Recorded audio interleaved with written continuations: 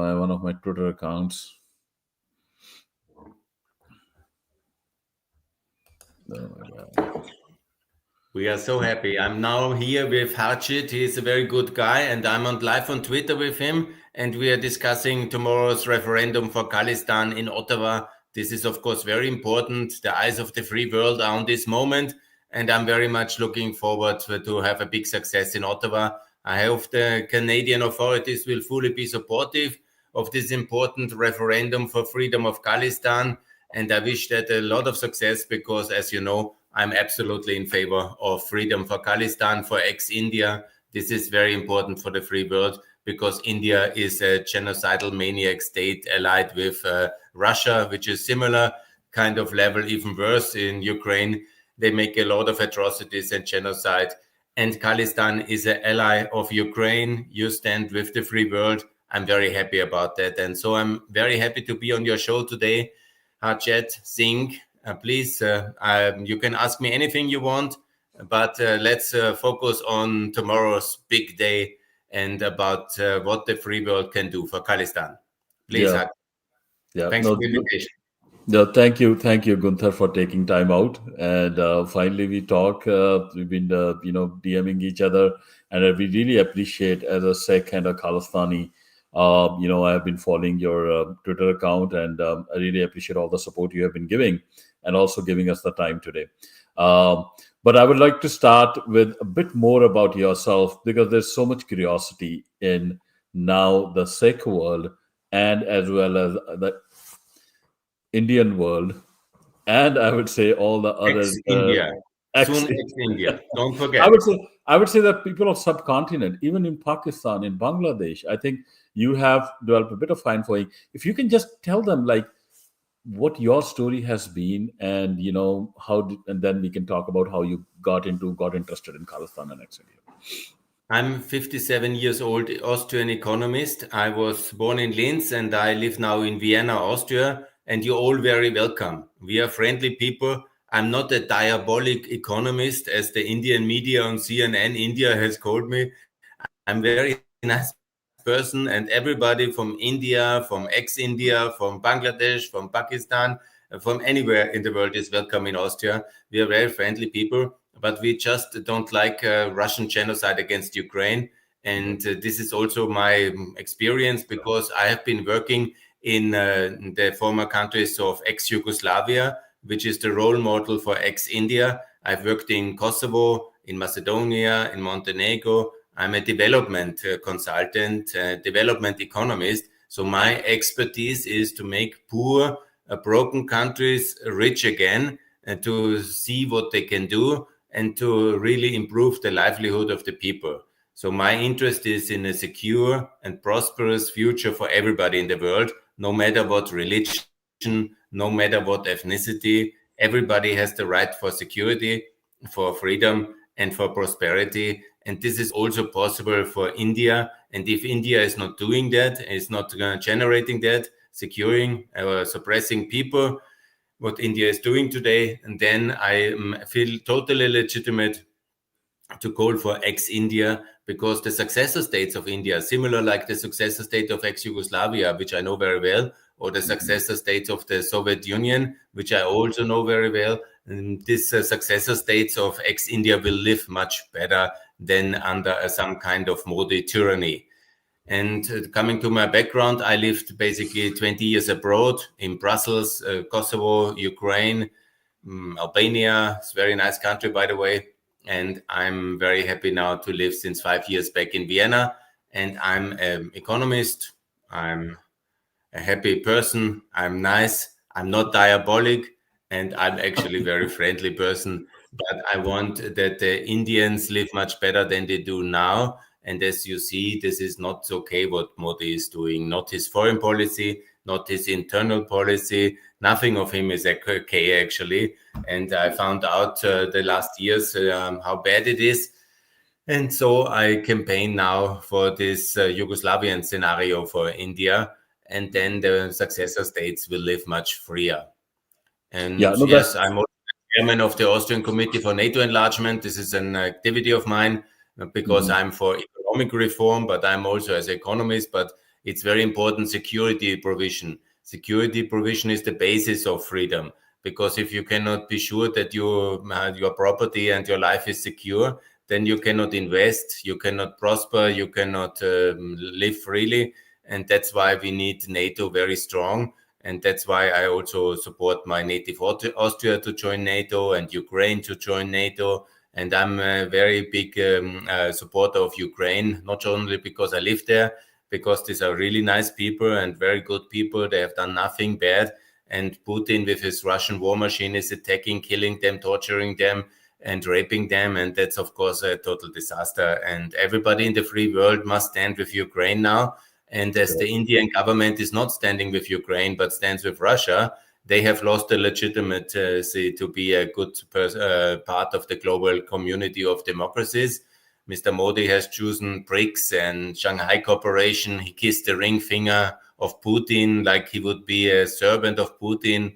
For me, this is all totally unacceptable, and that's why I'm so angry. I'm very angry on Mr. Modi, and I'm very angry on his policy in the last 3.5 years. And I call now for ex-India here from Vienna. And the faster, the better for the world. Yeah. No, thank you, Gunther, for that introduction. I think that gives us a sense where you come from. Gunther, India has always been very close to Russia in Cold War days, if you remember and jog your memory. Since Moscow, 71, I think, the treaty was signed, the ev- Soviet-Indian Friendship Treaty. yeah, even if you remember the Moscow Olympics, which became very infamous, and you know In which 1980, was the country which actually went there and participated in spite of the all world boycotting. We don't need to name that country. Hopefully, people know. And India, now, yes, India was always very strongly allied with the most terrible regime in the world, the Soviet Union. that is correct. That Yeah, says what is everything about India. Must be axed. yeah? So and then now India has stood again with Russia. Why, in your opinion, is that been so? Why India is being called or perceived in mainstream media as a democracy? Why does India not stand up with open democracies, in your opinion, from whatever you've learned? It's a good question. Basically, India is very smart to have inherited the structures of the British Empire. And Britain is, of course, a democracy. So you have the West democracy, while in reality, it's a kind of terrible system of majority rule of a very specific religion. And that's, of course, an abuse of democracy, because democracy means the protection of everyone, and democracy means the minority rights. And this doesn't exist in that form in India today. And so then, of course, when you have the vestiges, the instruments and the tools of democracy, you can portray yourself as a democracy in order to play both sides. And this is the Modi strategy, and it is basically since 70 years, it's the strategy of India to sit on both sides, to get military aid from the Russians and the Soviets, and then to be basically a Russian ally, while behaving as they would be the bad conscience of the free world, and telling everybody not to be imperialist, while internally to be colonizing so many people of the Indian subcontinent in this kind of imperial legacy system of India. And that's they do quite successfully, But now the turning point has come, and we have understood 3.5 years of supporting genocide in Ukraine. You can no longer think that we are fools. We see behind the masquerade of Mr. Grandfather, nice guy, Christmas Santa Claus, Mr. Modi, who presents himself as the voice of reason of the world. But in reality, he is an ally of genocidal Putin. And so, no more. We will not tolerate this anymore. And you see already the measures are getting very, very hard, and they already start to cave in, because now the pressure is really huge. And it will come to the breaking point in India, because the internal structures are simply there, not existing. There's no legitimacy in the Indian government to rule its people as long as they behave as terrible internationally and internally as they do. Right. That's right.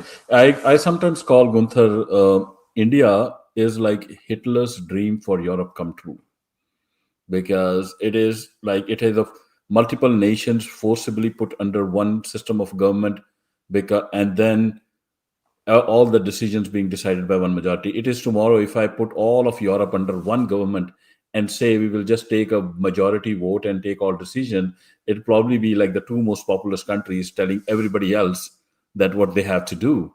And it will be a terrible tragedy for Europe or anybody to then have their own language, culture being liberated by the majoritarian impulse. And so that is what is happening in India, wherein we have a specific majority, which even not majority, you just need 33% of votes to gain power in India. And that 33% is now saying, hey, you Sikhs, you can't have your language, you can't have your freedom of religion, you have to follow my language, my freedom of religion. I will take all your resources and you get nothing. And we see this problem in with Sikhs, which is now the Khalistan movement, and we'll come to that. But it's not just that. We have Kashmir issue in India. We have northeastern ethnic and linguistic minorities who have been, exploited, genocided for last 79 years. We have the southern minorities who are being repressed. So why has India been able to get away for so long? Is my question. That's a, that's a good question. Probably the truth is that the West didn't care very much, yeah, because India thinks it's the neighbor of the world, the center of the world, but in reality, it's a sideshow. And we really didn't really care because the real confrontation in the world is, of course, in East Asia and in Eastern Europe. Mm. This is the fault lines between the Soviet Union. This is about Poland, about Ukraine. And this is where the European world and the Russian world are crashing on the West. And the other side is, of course, Korea, Vietnam, and Japan, where as well the Soviet Union and Communist China are crashing with the West. So India was a little bit, despite I don't want to be offensive, you are not the center of the world. And, that is, of course, it's a lot of important population center. But indeed, as long as there is no big crisis, nobody is looking to India or Pakistan. And that's the truth. And that's why you got away in the big confrontation between Russia or Soviet Union and America and the West. You were basically just a sideshow. And that's why India got away with it. And then there was also this bad conscience in a way, this anti-colonial movement that we always think we were in the debt to India, and from Gandhi to Nehru to now Modi, and his foreign minister is especially bad in that one. He is always trying to play that card extremely hard, that we are all guilty for what we did to India. In truth, the reality is that the British colonial system was quite brutal, obviously. They suppressed several revolutions and they kept, but the system which the British have seen in India before, the Moguls and the dynasties, were also very brutal systems. Yeah? The British just did. They have unified the continent, which was in constant war. And by their superior firepower and their superior colonial system, they have basically unified a continent which was never meant to be united. Correct. It was no basis for unity, but just geography. There was nothing like ethnic, linguistic, cultural entities which should have united such a huge region, which is the British Empire in India, from today's Pakistan, Bangladesh to Burma. It's Sri Lanka. It's unbelievable big. Yeah. And this was never meant to be. But the British were simply so superior in their technology and in their institutional setup that they could unite step by step the whole thing. And then in the moment of the breakup, when the British basically, because they were winning the World War II, but it was bankrupting them. Yeah. So basically in 1947, the British were bankrupt. They didn't leave India because of mercy or because of some kind of goodwill or some understanding that they should. They were simply having no money anymore, and they were in a fiscal collapse, and then they ran away. And that was also very wrong, because the normal way, which I always say, I'm very much against this kind of partition which happened in 1947, because it's very bloody. If you just conquer a territory, you are the empire, and Yeah. then you run away, and then you leave everything in shatters, and Yeah. then you let the people fight it out.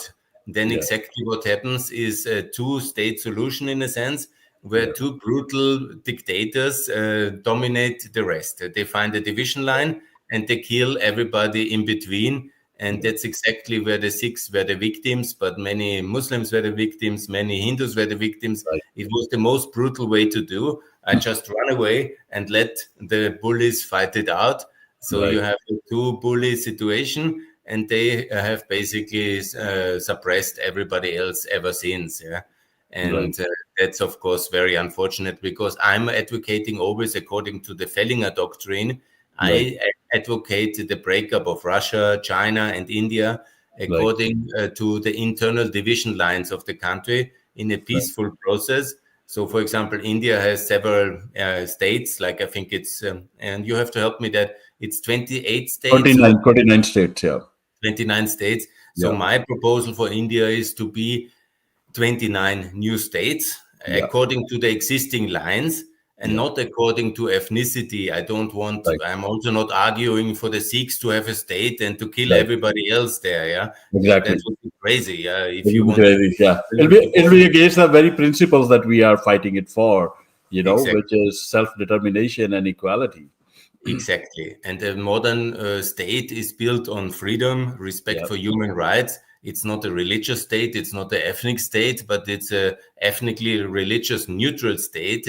Yeah. That's the idea. And Look, everybody who lives there can then go into his own business and live freely. And yeah. then there is respect. And we should have done that in 47 already. It would Correct. have been much better to have 28 or maybe 15 new states, Yeah. and then there would not have been the power in one center like New Delhi or in Pakistan Exactly. to basically have so much power to suppress everybody. But Right. when you allow a 600 million empire to be a state, then Right. of course the majority, the leading group inside says that's you see in Africa in many cases as well. You see this in that way. It's the Hindu. They are Yeah. not the absolute majority in the country, but they are big enough to be Yeah. the dominant majority, and Yeah. then the temptation is very good to take all the resources of the natural Yeah. resources and Yeah. all the military might and to Yeah. give it only to your sons and to your Yeah. daughters and to your friends and to your cronies and all the Yeah. guys with beards or with a turban or who look a little bit different, Yeah. They they are the are enemy. to Just get they are the nothing. enemy. Yeah. That's No, the there whole is. idea of India. And Yeah. this is not democracy. This is not the rule of law. And this is just kind of dictatorship of the majority. And Yeah. this is a perversion of democracy. It's a kind of persiflage, however to call it in English, of democracy. And now we have really to discuss the Indian case. And I think the dissolution of India is the much better way. Yeah, yeah. I think the language is a very good marker of a nation, and so you will see in India there are like roughly 18-20 like distinct languages, and the state boundaries are based upon linguistic thing. So today the state boundaries reflect separate nations. Like Punjab is a nation, and then you will see like Kerala is a nation in itself because their culture, their way of life is very different. It's very much like Europe. Uh, and Yes. so it's kind of really set up that these states can be independent nations, and the moment that happens, you will see that there will be no animosity between India, Pakistan. Nuclear weapons will go off, trade will open up, because these nations have no animosity with each other. It is when they become Indian and they have to keep everything together, then they have to create this idea of, oh, we are one, and then we have to keep this together, and it creates a mess, as you said. One of the things I have to, you are also an economist, Gunther. Uh, of Let us suppose a situation that India is, decolonized, and these states become, and we saw that experiment between 91 when India reformed of it, when the central government cut down some of its power. We did see a lot of Western investment come in, jobs grow, which all that has been reversed by now in India again. So when India is really decolonized, you will see these nations do trade and progress. And will that also not help lessen the competition that is between the US and China today?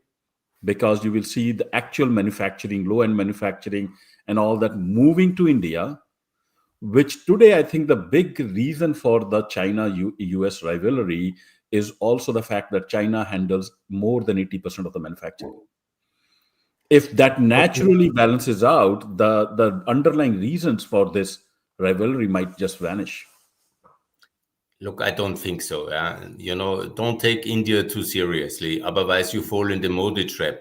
I know that you think many people in India, and that's a natural thing. It's nothing bad. I also think that Austria is the most important country, Mm, America the most important, but nobody is the most important country, and mm, not everything is about India at the end of the day.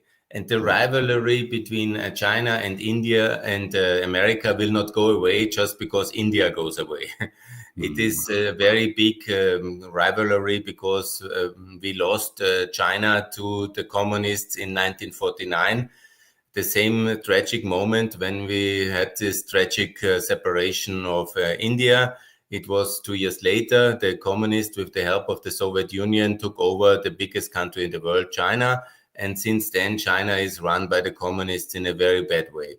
The last mm, 20 years, with the help of the West, the Chinese could integrate in the world economy by joining the World Trade Organization and being access to the European and American market.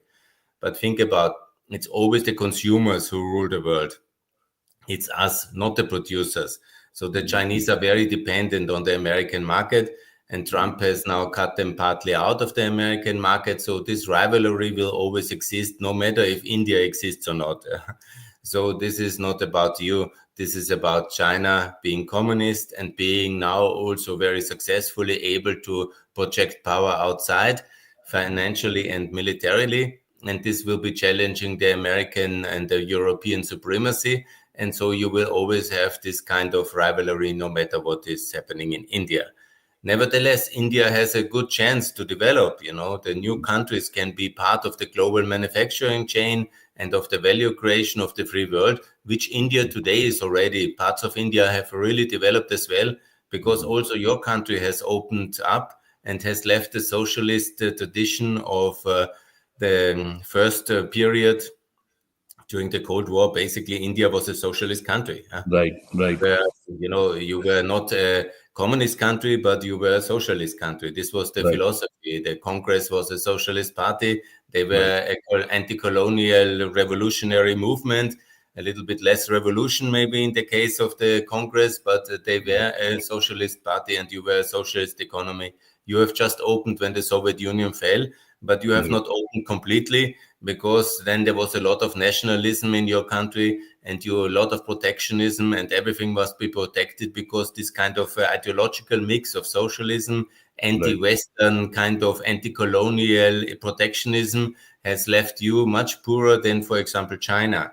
Even right, communist China is now developing at whatever 22 trillion GDP, an enormous number, while India is always very happy to have overtaken the United Kingdom, which is maybe wonderful in the terms of imperial pride and kind of we did it. But the United Kingdom today is an economy with 67 million people, and you have 1.4 billion. So you are brilliant, right, proud you produce the same like a country of 70 million, let's say, while you are 20 times bigger. And you yeah, have really done it. You have really achieved it. Congratulations. Yeah. This is the truth. India is yeah, much, India, you're not the center of the world, but yeah, potentially you could be the richest region of the world. By right, the way, you have been in many parts of the ancient history, you right, have been much richer than Europe, right, maybe not much richer than China. China was also very developed, and right, also parts of Arabia were. But in general, I would say that most of the economic historians would agree that India was, with all its resources, people, and conditions and geography, it correct, has been most of the history the richest part of the world. correct, And you could be the richest part of the world again, but you are not. And why are you not? Because even resource poor Europe is much richer. We are actually about 20 times richer than India today on average. And correct, the communist China is much richer, which is correct, also not the law of nature. It's actually very unnatural in any way. And correct, you are there because why? Because you have a bad economic policy. You are very correct, close still today. You are very protectionist, you're a very insecure political entity because of the crime of your creation. You are Right. from the beginning suppressing a lot of people, depriving them of opportunities, keeping these socialist things alive, and you have not the legitimacy of the people, because many people in India today don't feel part of the system, because Right. you still have this very immoral system of castes. That means that you put people in boxes, like you are born poor, you stay poor. This Right. is absolute outrage and totally unacceptable and economically very bad. From an Right. economic perspective, you now must have a political system which allows everybody to prosper and to live up to his potential. And when Right. you put him from the birth in a box of poor and of no opportunities, then his whole life he will be just a kind of a very simple person, not producing a lot, Right. because he had this kind of opportunities, and it's the state depriving, it's your society in India depriving him or her of these opportunities, and Right. therefore this is economically extremely inefficient.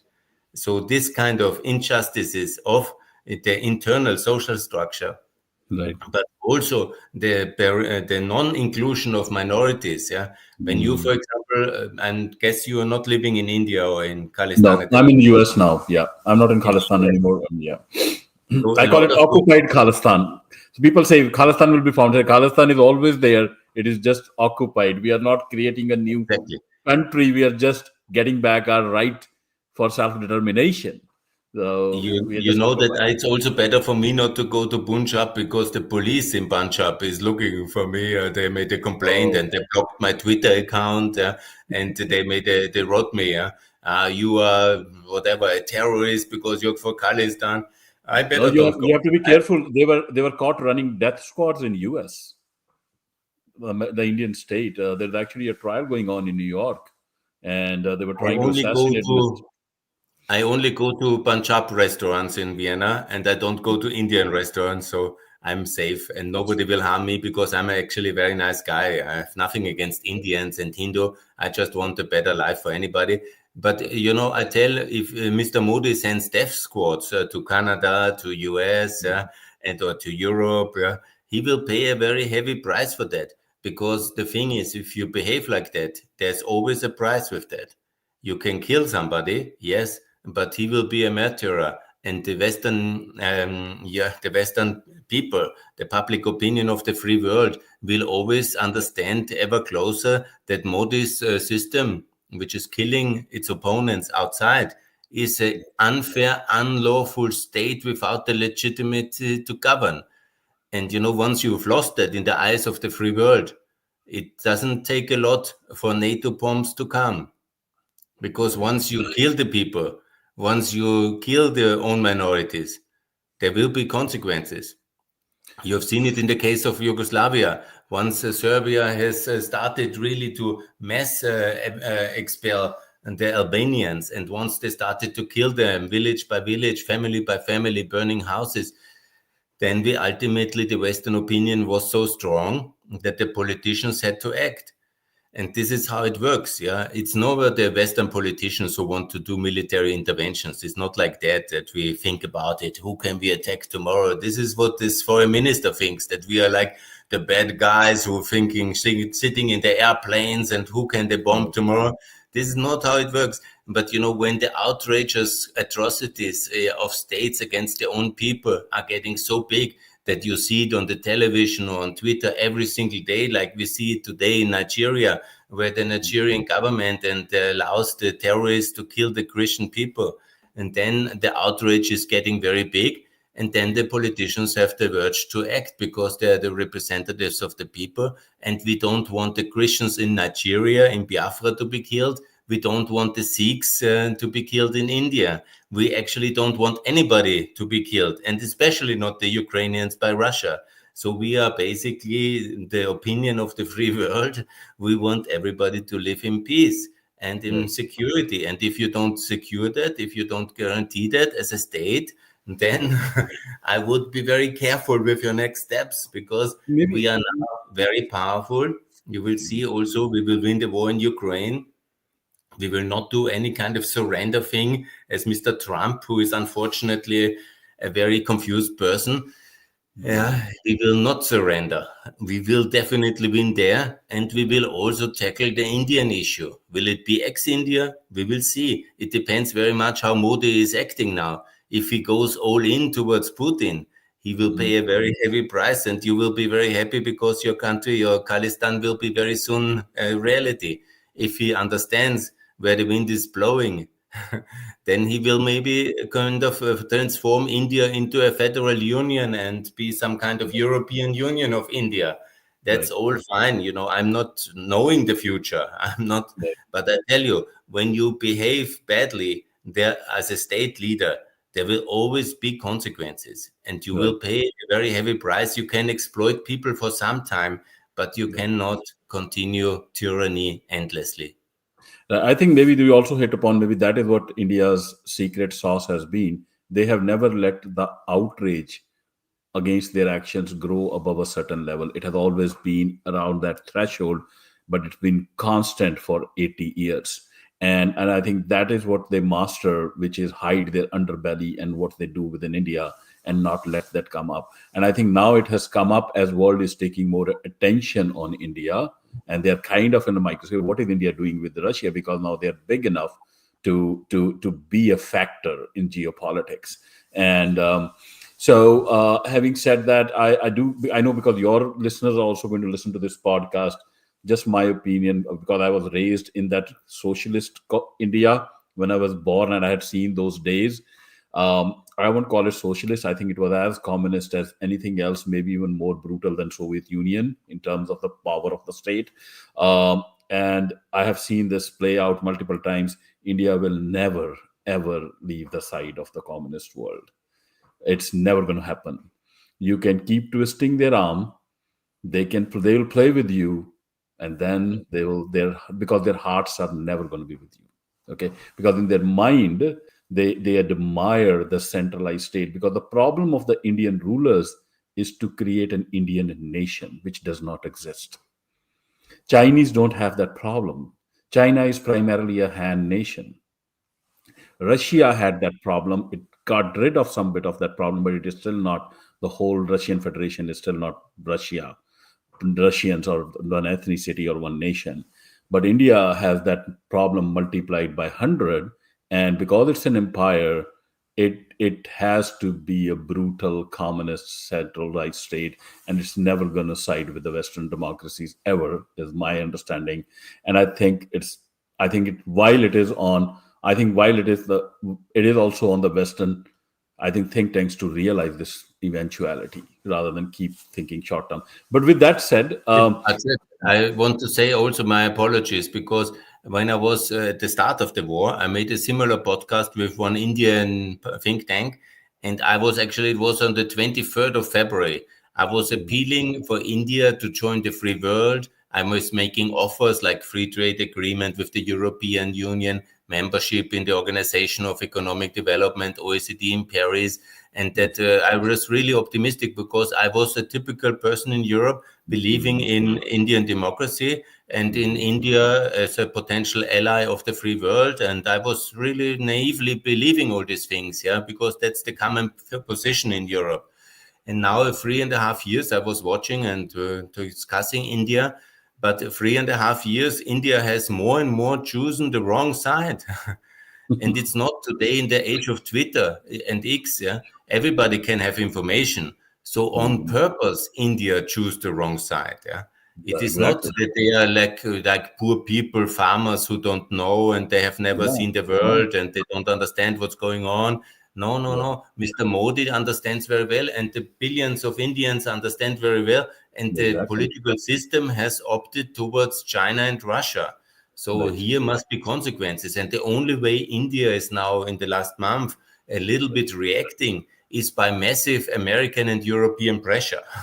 right, So the right, only way you must punish India very hard, and then they right, listen. Yeah? So that's exactly what we are doing here, and that's why I make this ex-India campaign, because we really have learned that India, there is no goodwill under the present system. There is right. no will of cooperation, and there is no learning.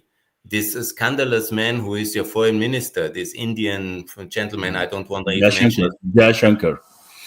He came to Austria and making offensive and really terrible undiplomatic statements like we, the Austrians, would have colonized India.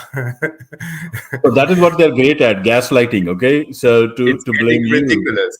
It's Yes, it's getting ridiculous. ridiculous, you know. You know, because what we have to do now, I can apologize for the British Empire, but really we were not part of it, yeah. Yeah. And So the thing apparently, is, the Sikhs are also responsible for our own genocide, as per yeah, them. that's maybe what And he says as well. I don't know that, but you know, that's another big topic we can discuss about this thing about the crimes against India yeah, against the Khalistan.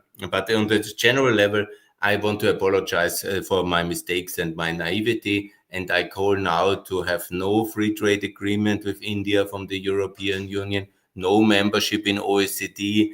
We yeah, must isolate India. We must punish India, and we must also have no trade with India. We must sanction India very hard. We must give very, very much the stick. And yeah, I'm really sorry because I'm a nice guy, but the only way Mr. Modi and his foreign minister do understand the things is yeah. by really intensive economic and political isolation. Yeah, that's true. The one just we will discuss maybe later in detail, but I think one thing that we probably West has to really think deep is there was no benefit that India was going to get by siding with Russia, but they still did it. There Mhm. was actually the benefit, all the benefits lay on actually siding with the Western democracies, whether it was economic, whether it was political, social, but they went ahead and did that. So that irrational act is what I think it is time for the world to understand, that India is not a rational state, that And you it's a see military. also the oligarchic nature of the Indian economy and the Indian tyranny, because you know there's always different groups in economics who are profiting. So by Mhm. India joining the free world, everybody in India would profit. You Correct. could be 20 times richer over the if you repeat it like we have done, or the Americans say, free Mhm. economy. You could be really tremendously richer because you have all the inputs, all the opportunities.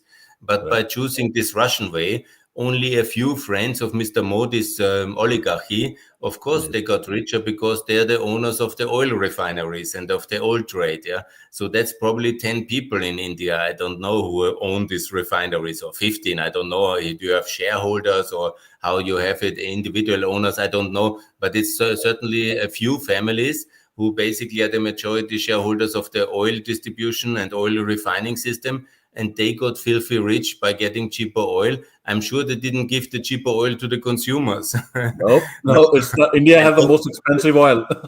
you have the oil prices at the pump will not be massively cheaper than in the rest Yeah, of the world.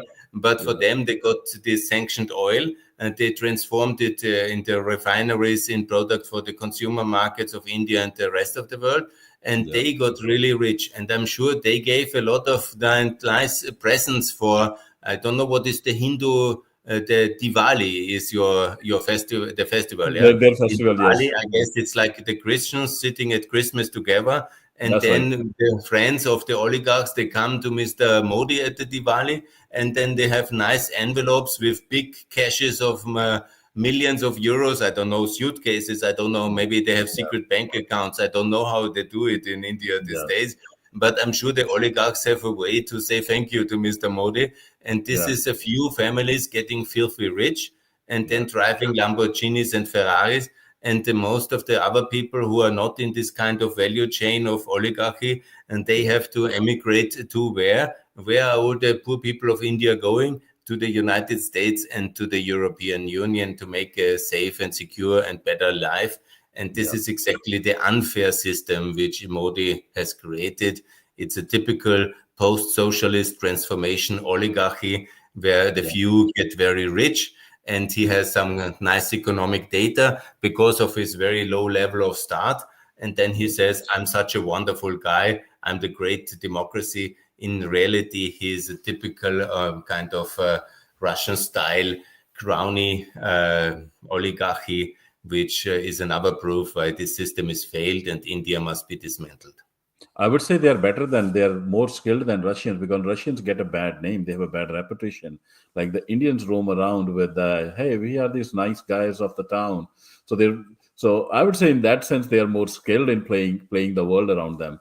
So Yeah, but also the Russians did it. But the Russians were in the 2000s going exactly around like this. Yeah, from 2000 to 2008. Yeah, Mr. Putin was traveling the world as a peacemaker and as a friendly guy, as an ally of the West in the fight against Islamic terrorism, etc.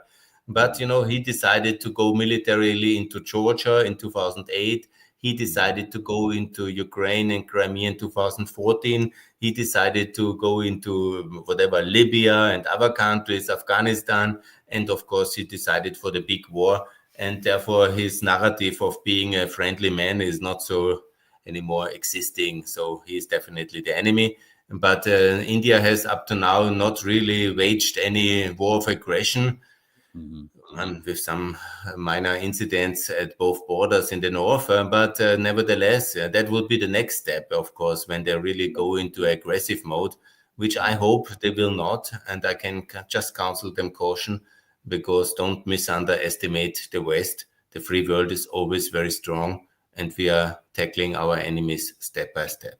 Gunther, I can promise you, once Khalistan is free, if Russia is ever going to invade or leave Russia, like any tyrannical power, you will see the Khalsa forces coming there and actually fighting against it. It will not just even be moral support, because it's part and parcel of our religion and very core and culture to fight tyranny and to have a religious equality. And yeah, and so I think that is why it is very important.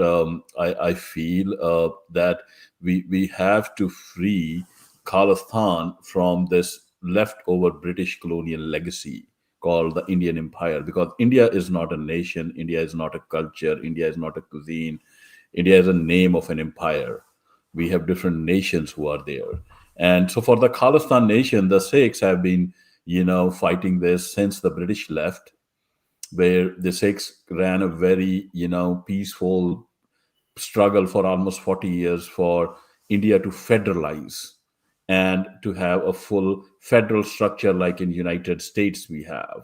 But then the Indian state brutally stamped that out. They sent the army to attack Golden Temple, which is our holiest place. And then after that, they conducted genocide of thousands of Sikhs in 3 days in national capital. And then for 10 years, and I was a child because I had seen that, it was basically an elimination of entire young generation of Sikhs, where in my estimates and in experts' estimate, more than 100,000 Sikh youth were picked up, murdered extrajudicially, not just murdered, tortured for a period of 10 years. And Terrible crimes, terrible crimes. India must definitely apologize and pay reparations and make something like actually India should be exed. I think that's the best way. that is Khalistan the must best be way free, to, yeah, the idea and of we the end, do the time to memorial. yeah, the word India has to go away. It has to become like Europe. It has to disassociate Yeah, itself with the state. And so now the Khalistan movement has kind of come again on the fore. It had kind of waned a bit. There was quietness because there was so much repression in Khalistan. But now in diaspora, especially, we have seen this, referendum being started, and it has by organization called Sex for Justice. And then there's other lot of news in the Western media. Many big newspapers have written about it, and and that has put like the Indian state really on the back foot, and they seem to be like coming really hard at it. How do you look at this whole situation? no, I think that's a very good movement to go on the global market of demands of ideas, yeah, and be on X like you are, and Six for Justice to make this referendum now tomorrow in Ottawa. This is the way, the way to really win the hearts and minds of the free world, and that's decisive, yeah. Is no Mhm. longer an armed struggle or terrorism. This I absolutely say no. I say very much this is the way, yeah, posting, making it clear, collecting money, collecting signatures, collecting the support of the free world, yeah, and delegitimize India politically. And by them, also calling for de-recognition of India and for the recognition of Khalistan. What you need, and I advise that as well for the ex-Russia and for ex-Nigeria, it's very important to have a government in exile, which is best based in the United States of America, and there to lobby the United States Senate and Congress for freedom and for recognition. you need a legitimate president, you need a legitimate prime minister, and then you have them. Maybe it's today's world of the internet is anyhow not so important. Where do you sit? Mm. You sit here in Vienna or in Washington, D.C., but the best way is to sit in Washington, D.C., because there's the most important government of the free world, and then to have regular elections, to have legitimacy, to have taxes. Yeah, that's also, I'm very much for flat taxes, but it's also important to collect some money at the top. And Yeah. then to really work. For example, I also support the Biafra Christians in Nigeria, and Yeah. they have already independence declaration, exile government sitting in the US, and they have now very big support in America, for example, and all of the free world. So this Right. is very much the next steps for Khalistan. And then to go to the UN, write the application, declare your independence, make very clear how your state will look like and that you are part of the free world.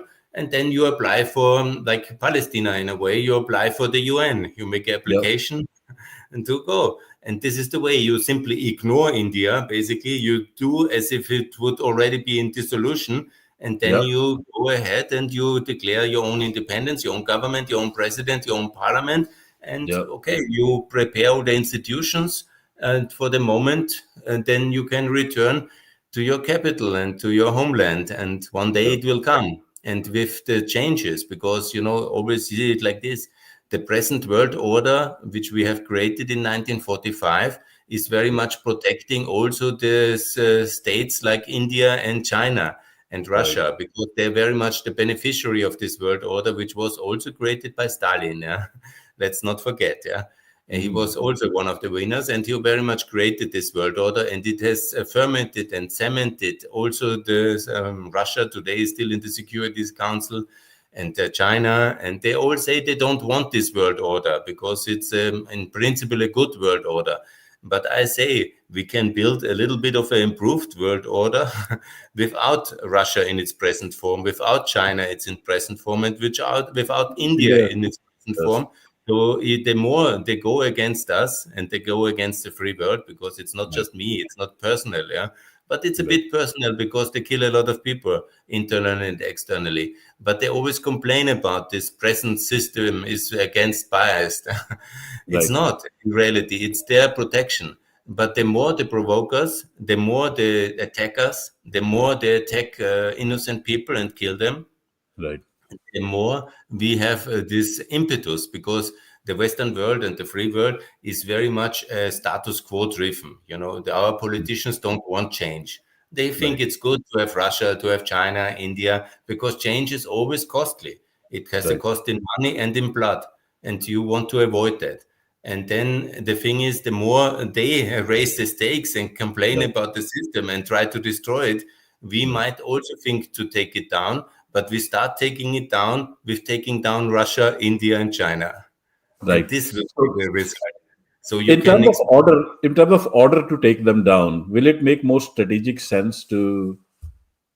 I feel this is my opinion because it could be because I feel I'm the center of the world, but I'm trying to put an objective hat that if India is axed first and India is decolonized first, do you think that the spirit of that freedom and liberty will actually organically spread to the nations colonized by China and Russia? Is that a more the easier path center because of it's the easier evil to? empire, Yeah.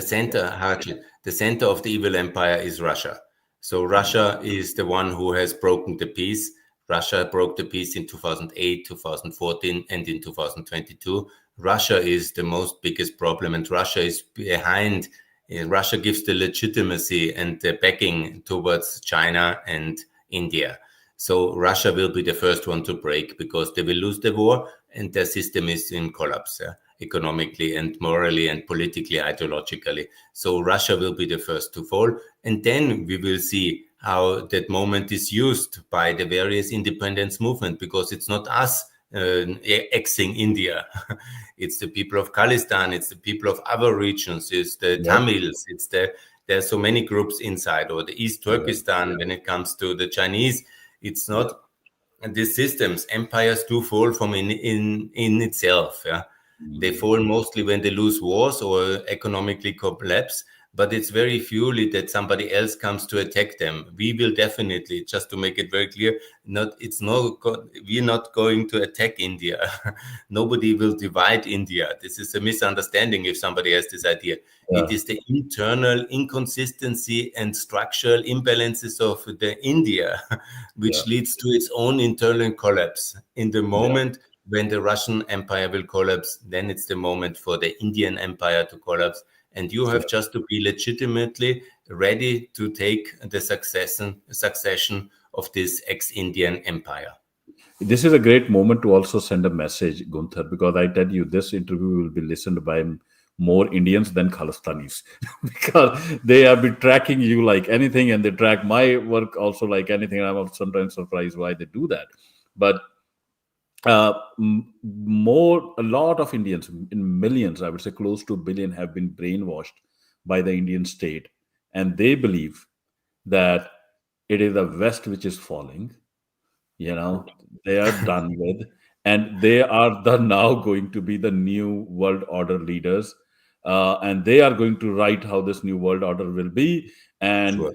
and I frequently get, because I still have friends who are Hindu and Indian nationalists who are in India, and sometimes you talk to them on phone, they say, Harjeet, leave West, it is done with, come back to India. I said, for what? For the misery and poverty? Like, I don't know, but like, what do you have to say to those people, the billion Indians who think that West is gone, it is their Yeah. time to be the kind of. I come from Austria. I'm broadcasting now from Vienna. And Vienna, there was a guy, he was called Hitler, and he believed as well that the West is gone. And he may started a big war because he thought the West is gone, America is weak, it's decadent. If you read his speeches, if you are interested, I don't recommend it, but you can, it's online. You can read all his speeches. It's very similar like this foreign minister of India. The West is down, America is decadent. Yeah? Mr. Roosevelt is an old, crippled man who can blah blah blah, and all these things. Yeah, you the same talking points, the same talking points. Yeah, Mhm. and then 6 years later, he shot himself in the bunker because he started a big war and he lost it, and he killed not only 6 million Jews, he didn't kill so many people from the Soviet Union and so many Europeans, but most of all, and additionally, he killed so many Germans because Mhm. so many of his Germans believed this bullshit that the West is down. And the result was he was then in the last moments, he was saying, if you're not able to win, then also my German people must be perishing. So Mhm. such a nice leader he was. Yeah, he was saying, if you cannot win, you have to die. Huh? And Mhm. so exactly this kind of philosophy that the West is down is very famous in my country and in Germany, and it failed completely. I want to remind you also the West is down philosophy was Mr. Khrushchev, Stalin, Brezhnev, and all these people. I don't know if you viewers still remember the name, but they were the leaders of I an know. ancient empire called Soviet Union. And I don't remember the last survival rest of the Soviet Union is now with Putin in power. They are doing the last survival fight now, and they think it's a survival fight. In fact, it's an aggression, and they will also disappear. And in some years, nobody will know their name anymore, and there will be other countries instead of them. So all these philosophies, the West is going down, and all this, the free world is going down, the India is the future. This is all total nonsense, and historically, it is absolutely wrong. And when you look at, again, I can also make economic arguments when you think, oh, we will see. And now in Europe, also a lot of people think the economy of America will go down in the financial crisis. And now you see America is still dominating the world in the tech giants, in Nvidia and in Apple. And there will be a next crisis coming. Maybe there will be stock market crash, and then everybody say the West will be down, America will be down. And 5 years later, America is still leading the world, and Yeah, I they will. feel. I've been 13 years in US. I am Sorry? now sick and tired. I'm 13. I've been now 13, 14. This is 14 years in US, and every day when I open the media, I have felt like tomorrow US is gone. Yeah, and, exactly. So and it's still around. And my prediction here, as I make the claim, also in 200 years, there will be somebody in the world saying America is going down, but it will be an even much richer and better world yes, order and it will be run by America. And why Yes. this? There's also ideological reason. It's not just I say this or I want this or my wish or my prayer. No, it's because they have institutions which really work and they're very flexible to respond to crises. Yeah, the way that is. Yeah, when there is a shock, a tyranny, it is crushed. When the democracy is in the shock, it can adopt, it can build new institutions, it can Yeah. maneuver like a boxer. You Yeah. crash him, he's coming back. And Yeah. this is the way. Why? Because there is two things. There's individual freedom and rights of everybody. So when you go, for example, Hajit, you go in America, you are like American. You have a beard, you look a bit Yeah. different, but they Yeah. say, you're American, you are here, good, yeah? Yeah. And you can prosper. Nobody is touching you. Oh, Mr. Exactly. Trump's eyes is not touching you.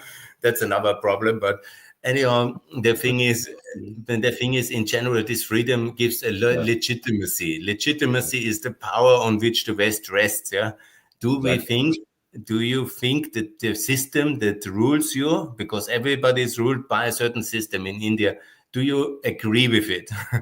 That's what the word legitimacy means. Do Yeah. you think it's fair? Do you Yeah. think it's treating you good? And do you have opportunities? And this we have. And of Yeah. course, Russia is attacking it and saying it doesn't exist. And Russia today says that the Americans are unhappy.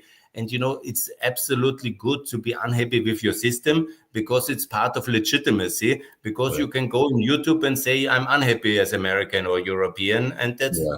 nobody does you anything. You get Yeah. many likes, maybe, but no policeman comes and tortures you.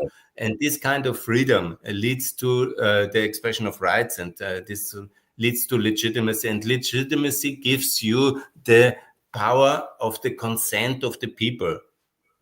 And when you have this, you can survive all the crises, you attract more people, you attract more capital, and you can build systems which last for basically ever Right. because of the flexibility of the institutions and the legitimacy of the people.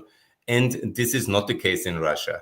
It's one person who wants this war. It's one person who wages this war. Once he's gone, everything looks very different. And the same is in China in a communist system, and the same is in India where you have this majority tyranny. And Yeah. so you can bet on the future. We want to build a fairer system. And the reason why many Indians are now much richer than 30 years, because you basically joined our system. And our Exactly. system, you have only gradually opened. You could be Mhm. much richer. And the normal situation of the world is that India is the richest region of the world, and you were super rich Yep. because of many geographical and economic factors. Yeah. But you can only be that if you develop the legitimacy. And that's why axing India and building a more legitimate successor states where the people really feel at home. Yeah. Because it's always about sharing things, sharing responsibility, taxation, security, all these things. So states must have the feeling of cohesion. You Yeah. must feel that is your state. Yeah. And this So, is then very powerful. And once this is, you can live in peace and happiness. But the yeah. only thing, Hajit, I have the next interview lined up at 10:30. Okay. Unfortunately, I have Sure. to take one coffee. I Yeah. enjoy our conversation, and it's now 1 hour. I don't want to be cutting short, but Sure. let's make one more statement because all the philosophy tomorrow in Ottawa is the referendum. Please, everybody who is watching, tweet and go. If you can participate, go. And please, let's the Canadian authorities, let's Ottawa be successful. Show that Canada is part of the free world and that Khalistan can be a powerful contribution to the free world. And this referendum may be the starting point for independence of Khalistan and ex-India. And that's what I pray and hope for, and it will be. Thank you so much, Gunther. I think that's a great note to end it at. I appreciate your time. I know we went over, and I appreciate us discussing all these other big aspects as well. But the reality is, at the end, this is where we can take action. I hope everybody who listens, make sure you go and vote at the referendum. I think that's one way you can contribute positively to, a freer world. But thanks, Gunther. I appreciate. And one thing you have to promise before dropping, we will have a government in exile of Khalistan. You have to get us the Austrian government support at minimum, if not entire European Union when For that is there. sure. I will tweet for that and I will fight for that. I will work for that. And, it's a question of European Union policy, of course. It's not so easy. But Yeah, first of all, do the Khalistan in the exile government. This is very important. very important. And Thank you. I tomorrow, appreciate best of luck. And Hachit, thanks for the invitation. All the it. Thank best. you. And let's do it again after Okay. the event, after the referendum. We can do in December 1 hour session. Awesome. Sounds great. Thank you. You drop it now? Yep, I will drop you from here and I will wrap up and maybe open another live stream. Thank you so much, Gunther. We'll drop it. Thanks Yeah. a lot. You're very welcome.